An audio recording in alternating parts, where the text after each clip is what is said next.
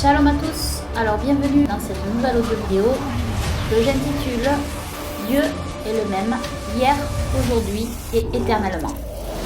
Voici une nouvelle série d'audio vidéo David versus Goliath. Il est important de rappeler aux croyants donc que Dieu est le même hier, aujourd'hui et éternellement. Et Dieu n'est pas figé avec l'encre noire de vos Bibles et de nos Bibles. Je vais expliquer ici quelque chose qui est vraiment la foi que nous avons, nous croyants en Yeshua, nous croyants en Jésus-Christ. C'est lui qui nous unit tous. On peut s'appeler israélite, messianique, nazaréen, chrétien, et puis dans le christianisme, différentes dénominations. Mais celui qui nous unit tous, c'est Yeshua, c'est Jésus-Christ. Et la seule vraie religion, c'est lui, il n'y en a pas d'autre. Et lui est le même, hier, aujourd'hui et éternellement, ce qui prouve qu'il est vraiment Dieu. Savoir que notre père Abraham, notre père ancestral à tous, a suivi Dieu par la foi. Il était sur une terre étrangère. Des gens lui étaient hostiles aussi. Mais Dieu a disposé le cœur de ses ennemis en sa faveur. Abraham a obéi à Dieu et il a eu une foi inébranlable en son Dieu. Mais la foi, c'est pas juste quelque chose d'intellectuel, quelque chose, un mot comme ça, en vain. La foi, c'est quelque chose qui se vit concrètement. Et la foi, c'est aussi obéir à Dieu, être là où Dieu veut que vous soyez, et c'est agir. La foi, c'est l'action. La foi, ce n'est pas seulement intellectuel, ce n'est pas seulement dire, ce n'est pas seulement proclamer, bien sûr, la foi c'est ça aussi, c'est proclamer, mais la foi c'est agir.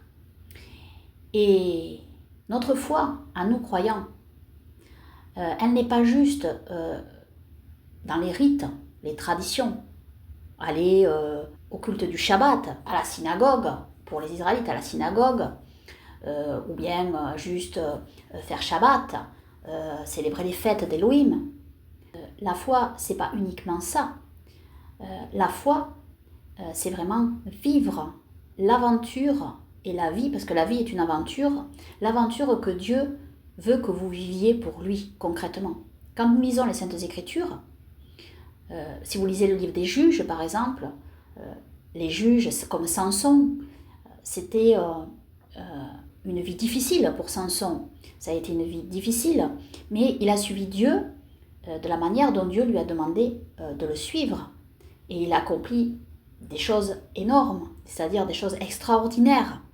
Et donc, ce que je veux dire, c'est que la vie du croyant n'est pas seulement figée au rite que vous allez suivre, aller écouter un sermon, aller, que ce soit pour Shabbat ou le dimanche, pour les chrétiens, pour ceux qui n'ont pas compris qu'il fallait suivre Shabbat. Voilà, la vie du croyant, c'est pas ça en fait, c'est pas uniquement ça, je veux dire, bien sûr ça c'est utile pour l'édification, pour lire la parole de Dieu, se nourrir de la parole de Dieu, c'est important, mais la vie du croyant c'est quand même sa vie au quotidien, tous les jours, et Dieu va nous faire passer et traverser la mer, c'est-à-dire comme les Israélites quand il a ouvert la mer et qu'il les a fait passer, ce n'est pas seulement une histoire qui se lit, mais c'est une histoire qui se vit, la parole de Dieu. Et comme je l'ai déjà dit, la Bible ne s'arrête pas au dernier livre de l'Apocalypse. C'est-à-dire que les pages de ce livre continuent à être écrites pour les enfants de Dieu, pour le peuple de Dieu que nous sommes. Et tout cela est déjà scellé dans les cieux. Et Dieu a un plan pour chacun de nous, chacun de vous. Et ce plan-là, c'est une vie d'aventure avec Dieu, comme nous le lisons dans les Saintes Écritures. Et chacun a sa vie à suivre avec Dieu. Chacun doit suivre Dieu selon le chemin qu'il lui demande d'emprunter. Bien sûr, toujours en passant par la croix, la porte qui est le salut en Yeshua. Et ensuite, le Seigneur va nous demander de suivre sa parole, bien sûr, ses 5 commandements, en esprit et en vérité.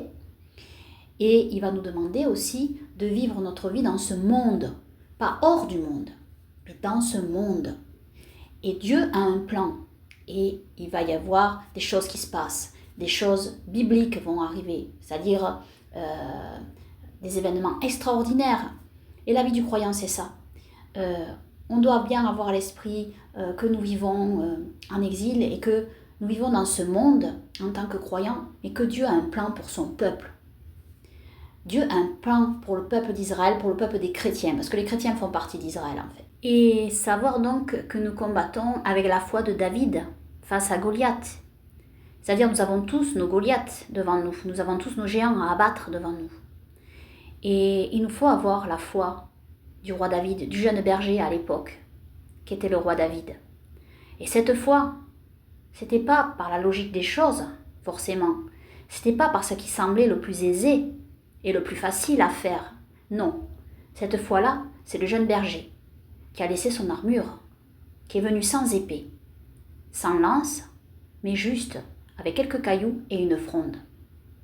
Et là, il a dit au géant, « Je ne viens pas devant toi avec la lance et le javelot, afin que le monde sache, je résume ici, afin que le monde sache que c'est Yahweh des armées qui sera vainqueur. » Donc je résume l'idée du verset ici, je ne cite pas de mémoire, mais je cite l'idée. Afin que toute la gloire revienne à Dieu, il faut que cela ne passe pas par des choses ordinaires ou des choses faciles ou aisées et qui sont déjà programmées. En réalité, il faut que cela passe par des choses qui paraissent impossibles, impensables. Dieu confond les choses fortes de ce monde avec les choses faibles de ce monde. Et c'est toujours comme ça qu'il agit. C'est là que vous voyez la grandeur de Dieu et que vous pouvez rendre gloire seulement à Dieu. C'est là qu'est le miracle. Pas quand tout est balisé et quand tout est prévu par les plans des hommes. Non, c'est pas ça. Le miracle ne vient pas de ce côté-là. Le miracle vient du côté où on ne l'entend pas. C'est ça. Et Dieu choisit parfois les choses les plus insignifiantes afin de confondre les choses les plus fortes de ce monde. Il choisit les choses humbles. Il choisit les humbles afin de confondre les orgueilleux. Et donc, c'est ça qu'il nous faut voir. Et David, ce jeune berger, était humble devant Dieu. Il avait été oint par Dieu. Il avait reçu l'onction de Dieu. Et il est simplement venu avec son habit de berger et sa fronde, ce jeune adolescent, ce jeune enfant, face à un géant. Et quel géant? C'était un démon qu'il y avait derrière. Comme on le voit un peu dans cette animation faite par l'intelligence artificielle, c'est bien retranscrit ici, parce que c'était vraiment un démon. C'était un être hybride. C'était pas seulement quelqu'un de grande taille, c'était un être démoniaque. Il faut savoir d'où venaient les géants. Et donc, c'était pas rien d'abattre ce géant. Non, c'était un démon. Et avec une simple fronde, cette pierre que Dieu a dirigée droit dans le front du géant qui est tombé à terre. Et là, le roi David, enfin, il n'était pas roi à cette époque encore, le jeune David, a pris l'épée et a tranché la tête de ce géant démoniaque. Et Dieu a vaincu par la main d'un enfant, un géant démoniaque. Donc, nous devons avoir cette foi qui transporte les montagnes, pas la foi qui suit les sentiers balisés déjà, et les sentiers trop faciles et déjà tracés. Ça, c'est la foi sécuritaire, c'est là où on se sent sûr, notre zone de confort. Non, parfois il faut savoir quitter notre zone de confort afin d'accomplir le plan de Dieu et sa volonté. Alors je ne dis pas que tout le monde doit faire des choses, sortir forcément de tous les chemins balisés, mais parfois Dieu va nous demander de sortir de certains sentiers et d'accomplir sa volonté. Savoir que Trump donc est le David choisi pour Dieu pour les temps que nous vivons. Malheureusement, certains croyants ne réalisent pas ça. C'est bien dommage. Peut-être qu'ils vont le réaliser un jour. Mais voilà, comme au temps biblique, Dieu avait choisi à un moment donné des juges, il avait envoyé des libérateurs, et par exemple Samson, on a plein d'exemples dans la Bible, le roi David, on a eu Joseph, on a eu... Voilà, combien d'exemples nous avons de ce type-là, hein? Et donc Trump, nous vivons des temps assez extraordinaires parce que nous avons un homme qui a vraiment été choisi comme au temps biblique.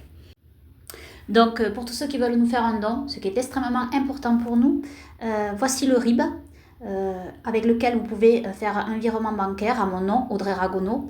sur mon compte en banque. Et ensuite, je mets dans la description de cette vidéo notre adresse postale où vous pouvez envoyer aussi un don, soit en liquide, soit par chèque. Et nous remercions tous ceux qui nous ont aidés, tous ceux qui continuent à le faire, ce qui est extrêmement important pour nous. Nous vous remercions infiniment. Voilà. Que Dieu, par notre Seigneur et Sauveur Yeshua, vous dirige et vous bénisse abondamment avec votre famille.